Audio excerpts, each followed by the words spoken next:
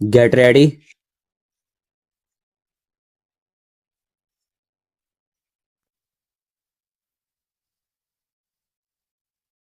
Start. A person who is not dealing in an expert way with a specific subject will naturally go in for generalizations. I am not expert, and so I can say many things about many subjects. Looking at this institute from a distance and looking at its publications, it seems to me that it has been making good progress. We have been told that similar institutes in other countries have begun to appreciate the work of this one. There can be no doubt about the importance of the work which you are called upon to do. I am glad that from a small annual business session, this gathering, taking advantage of the presence of so many distinguished persons who have come here today, will spread out into a conference on a specific subject matter, namely recruitment and training for the public services.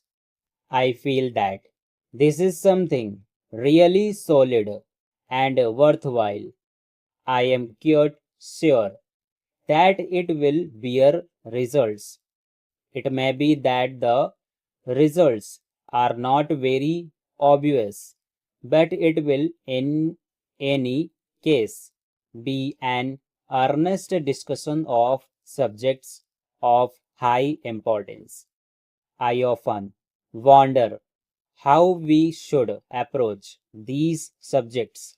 There are several possible approaches to them: technician's approach, the professor's approach, and the man in the streets approach. I believe that most of you who have gathered here are either of the administrator type with actual experience or the professor type.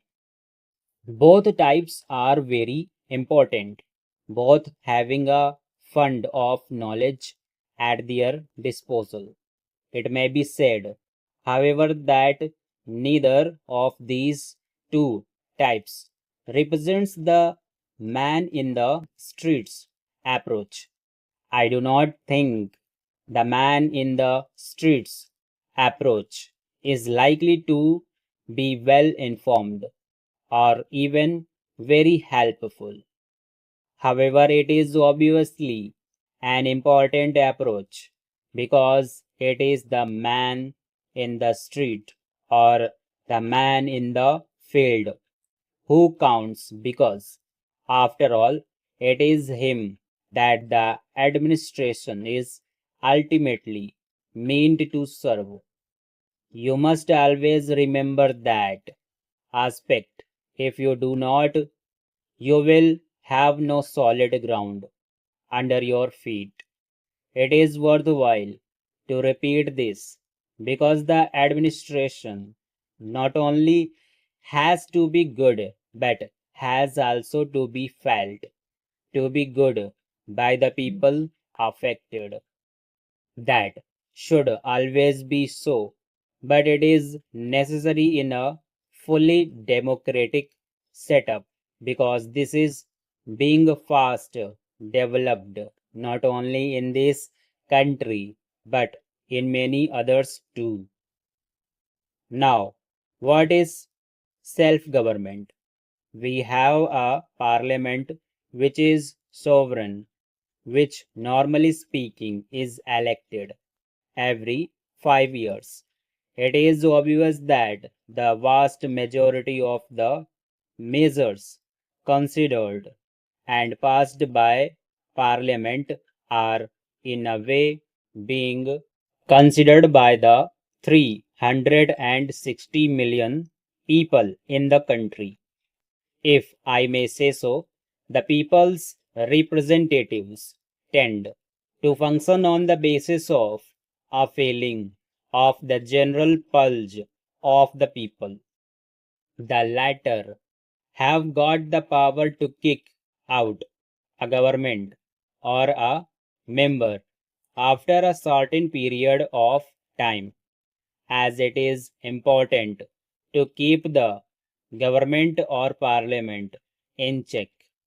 Again, there also exists a general feeling or awareness in the people that things are being done according to their wishes or in consultation with them. In fact, they have begun to feel that they are governing themselves. This is only partly true, but it is true enough in the sense that there is a check on the government and also on parliament, and that it can be kicked out if it went too far in any direction. Therefore, it behaves and tries to keep in line with public opinion. By and large, a parliament or a government does what is reasonable without really making a reference to the people, so long as it gives the impression that democracy has been preserved and that people are being consulted, that their wishes are being respected, all is well. But whether they are actually consulted or not is another matter. If they get the impression that things are being imposed upon them, then friction arises. Apart from doing his work, the administrator, whether he is low down or high up in the scale, must give the impression, even if that impression is not set percent correct, that he is working through the public will and carrying it out. Of course, this cannot always be done.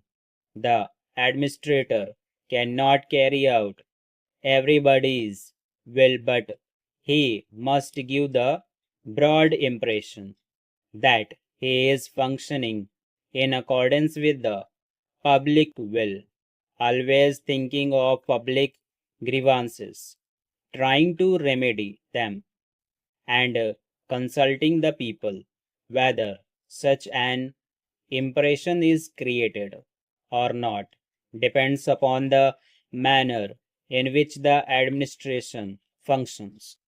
It is quite essential in a democracy to create this impression in the interest of both the public and the administrator.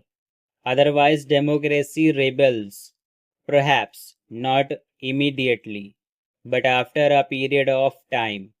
This applies generally to all types of administrative activities, but it applies more so to work of a social character, which affects the people at large in many ways. Here, stop.